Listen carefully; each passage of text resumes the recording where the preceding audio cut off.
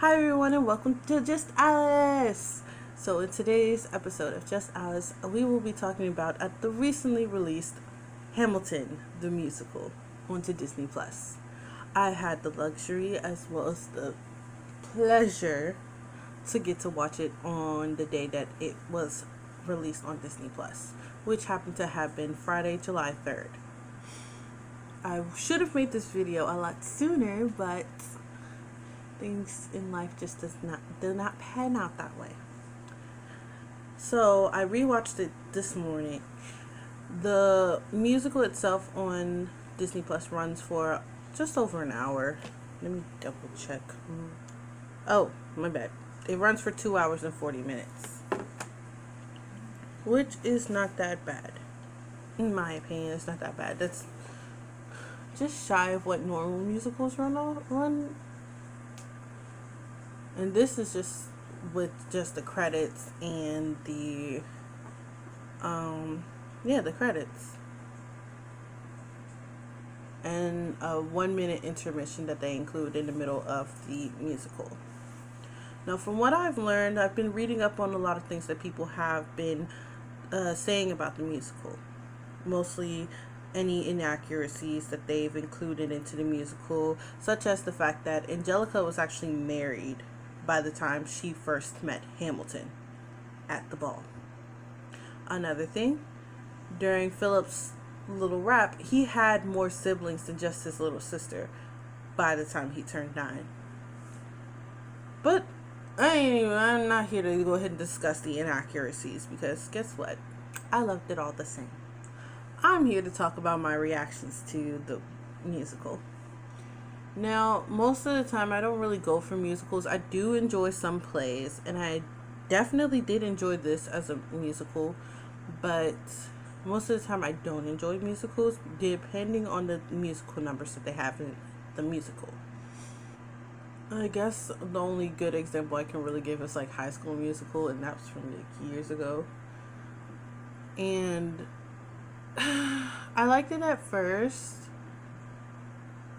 B, get out the door. Sorry, there's a bird that comes around with another bird. They're both cardinals, and since they're both reoccurring birds, we've named the really red one Fat Boy, and the other one, who's not as red, she's more like a brownish red than anything else, but she has some red patches on her. We call her B, spelled B-H-E. Or at least that's how I spell it. I named her B. But, so if you see me look away, I'm most likely looking at a bird.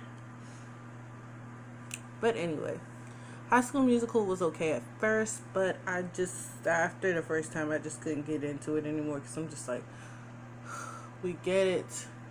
You want to play sports, and you want to sing and dance, and you also want to get the girl. So one thing I can go ahead and say that had me going throughout the whole musical is how much emotion it sparked in me. I was listening to the soundtrack for months on end before they even announced they were going to release it onto Disney Plus. And then after they announced that they were going to release it onto Disney Plus, as well as announced the days, I started getting more into listening to the whole soundtrack. Now let me go ahead and bring that up. But as I'm bringing it up, let me go ahead and mention. When I first heard of the songs from the musical Hamilton, I had no idea what the heck I was listening to. I had maybe an inkling of what it was because of the fact that I was hearing the words that were in it. And I was like, okay, I'm with it. So basically, I wasn't listening to all the songs off of the soundtrack. I wasn't listening to all the songs. I was listening to maybe a small handful, because the track has a total of 23, so 46 songs in total, and that's off 2 discs, because the soundtrack is divided into 2 CDs itself. So let me see. The ones that I were listening to was Alexander Hamilton, which was the first track, My Shot, which is track number 3, The Schuyler Sisters, track number 5. Satisfied, track 11. Stay Alive, track 14. Guns and Ships, track 18. Yorktown, The World's Turned Upside Down, track 20. Non-Stop, track 23. Ooh, that's all of disc 1. Disc 2, What I Miss, which is track 1 of disc 2. Take a Break, track 3 of disc 2. Say No to This, track 4 of disc 2. The Room Where It Happens, track 5 of disc 2. Burn, track 15 of track 2. Who Lives, Who Dies, Who Tells Your Story, track 23 of disc 2. So as you can see, that's not really many. I'm going to say that's maybe about 1/4 of how many tracks are on both discs. And it's just like, okay, I'm actually into this. And this is just, I only heard clips of it off of TikTok, which is how I decided to go ahead and Google search the lyrics and found, oh, this is where this is from. Cool. I had the feeling that it was, but I just didn't know for sure. So I have Amazon Music Unlimited, which I am happy to have because I have the whole soundtrack and did not have to purchase it. I still have to pay to listen to it because the service for Amazon Music Unlimited is $9.99 for non-Prime members and $7.99 for Prime members, and the $7.99 is what I'm paying because I'm a Prime member. So you're still paying to listen to the music, but you're not paying as much to listen to the music. With that said,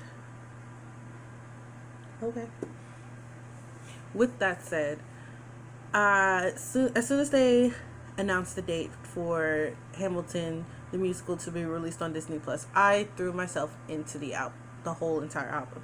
I listened to it from track 1 of disc 1 to track 23 of disc 2, and I was amazed that I ended up liking more than just the songs that I already knew from TikTok.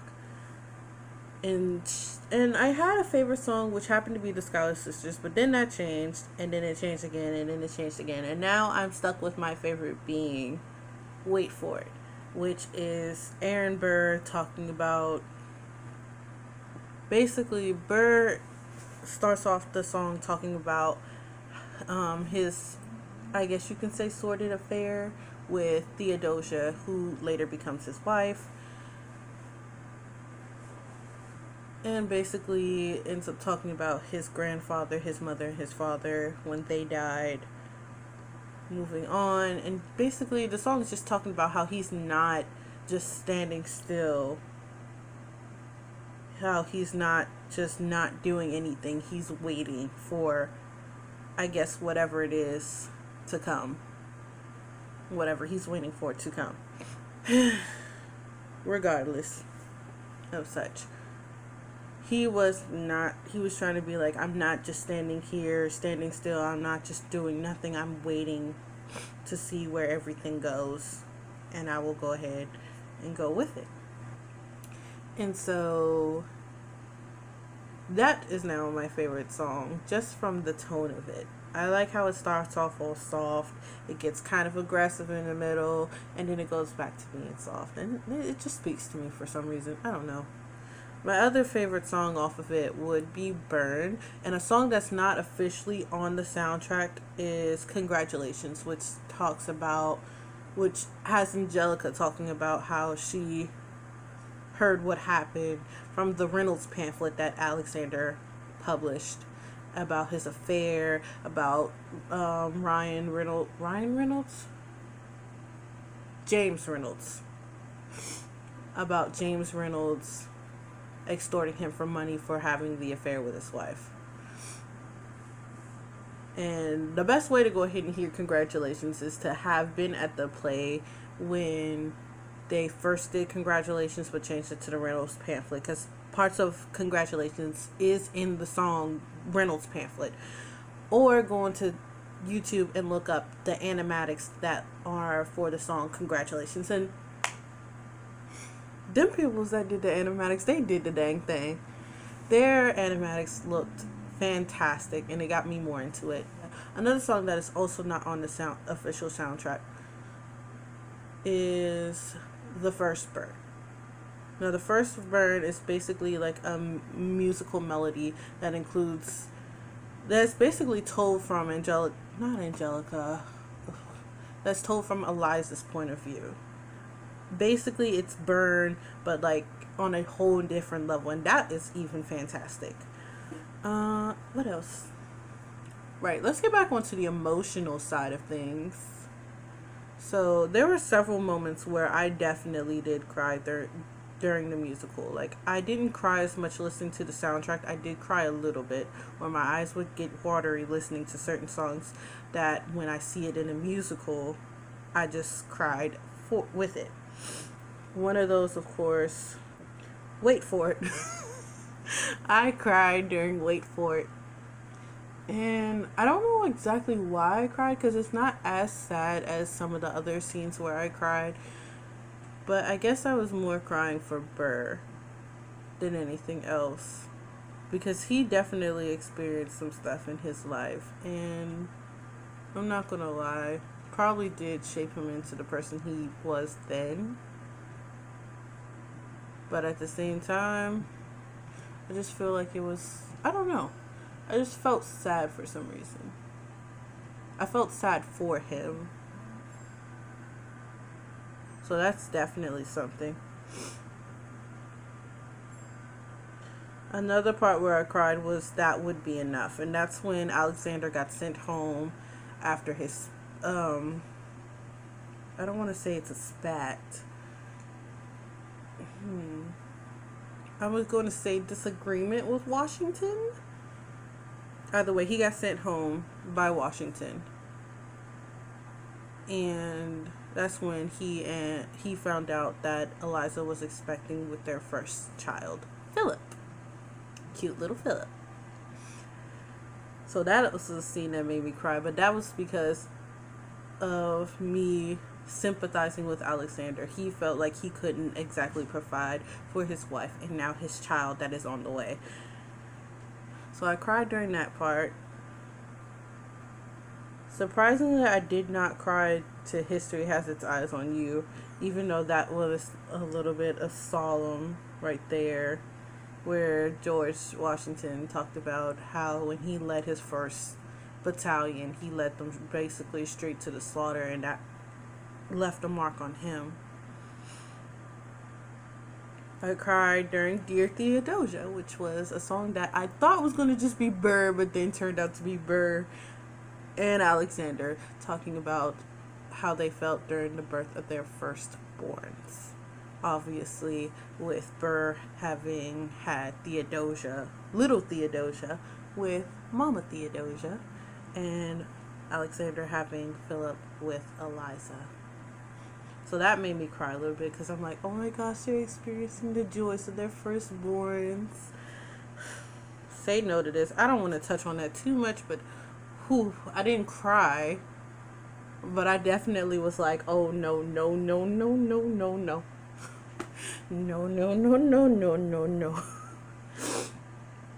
One last time, I cried a little bit during that one, but that's because I was like, it was during the part where they were like, George Washington's going home. And I was like, oh, please don't die. I'll be sad if you die. But of course, we all know he dies eventually, so. Burn. Definitely cried during Burn, because I was feeling Eliza's pain. I'm just over here just like, oh my gosh, she loved the mess out of this man. And it's just like, for him to just turn around and do that to her. Like, it was already bad enough he was hiding it from her for so long. And then to just go ahead and publish it out there, like, it ain't nothing. Like, shoot. They're trying to accuse me of embezzling funds from the government. Ooh. They're trying to accuse me of embezzling funds from the government. Well, little did they know, I didn't do that. He proved it to them. And then he puts it out there for the world to know. So I couldn't help but cry, because I felt bad for her. She didn't deserve that. She was a very good wife, from what I have learned and what I've researched. because I don't take everything at face value. I do my research. I am very good at just looking up the information I need to know. And Blow Us All Away. I cried at the very end of that song once I realized that Philip got shot. I was like hurt because I'm just like, no, not little baby boy Philip, even though he wasn't little baby boy Philip anymore. He was grown man Philip. And of course, Stay Alive reprise? I think it's reprise. That word gets me every time. I get instructed on how to pronounce it and then forget it. But Stay Alive reprise, track 17 of disc 2. Of course I cried because that is literally both Alexander and Eliza talking to Philip as he is dying. And I don't know how it feels to lose a child since I've never had one myself, but I can only imagine how hard that would be.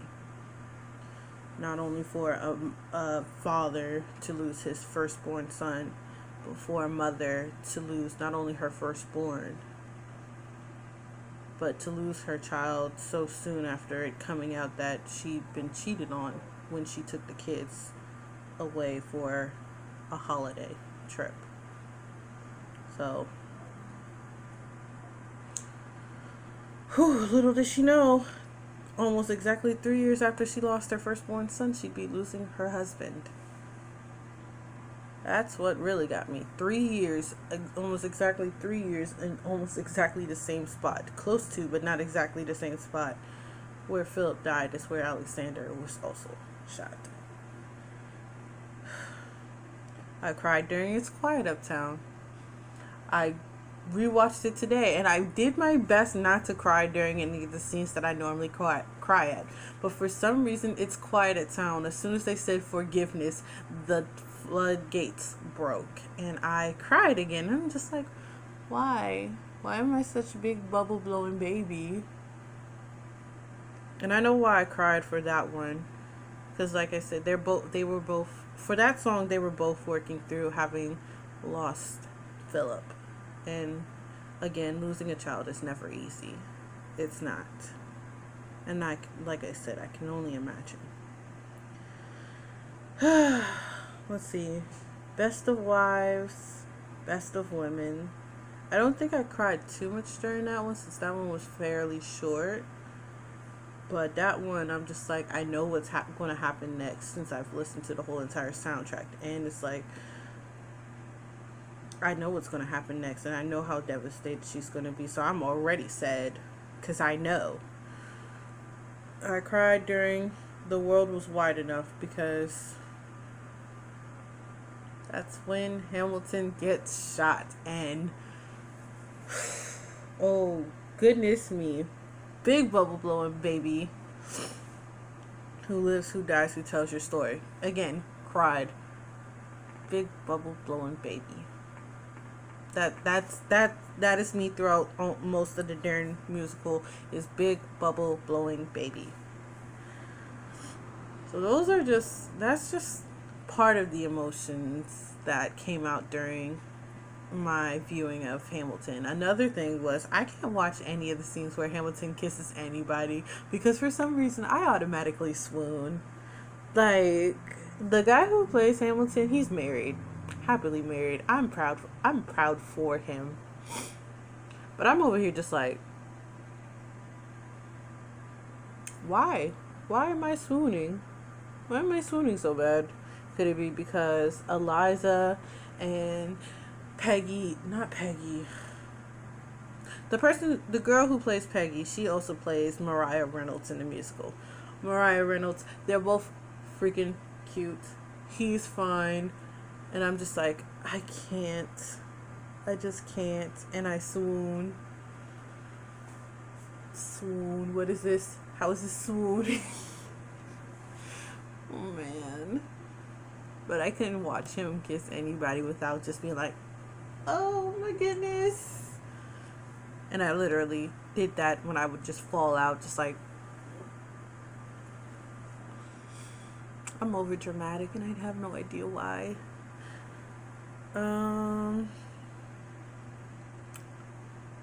Final thoughts. I love the musical. I love the play itself. I am glad that I got interested in it just from listening to a few of the songs on TikTok. I'm happy with it. And I guess that's really it. That's all I can really say without giving too much away. I don't know how many people have actually learned about Alexander Hamilton and his life in their history classes. I can say for a fact that that's not something they really touched on in any of the history classes that I was in. And I would know because I loved history class-ish. My favorite part was the French Revolution. So, yeah. But I paid attention at least. And we never really touched too much on Alexander Hamilton. We just learned that he was one of the founding fathers of America, and that's about it. We never learned anything more, anything less. I barely remember us touching on him being Secretary of the Treasury. Secretary of Treasury. And then, of course, since I'm mommy, while I'm a big girl now, I get to have money in my hands. I knew he was on the $10 bill. So just those little things are only the things that I really knew. And it was interesting to learn more, or to basically get inspired to learn more about one of the founding fathers of America. Especially in this time where America ain't looking so hot. Closing statements. I liked it. I absolutely loved the musical. It was fantastic. And that's it. Thank you all for watching. This has been Just Alice. Bye.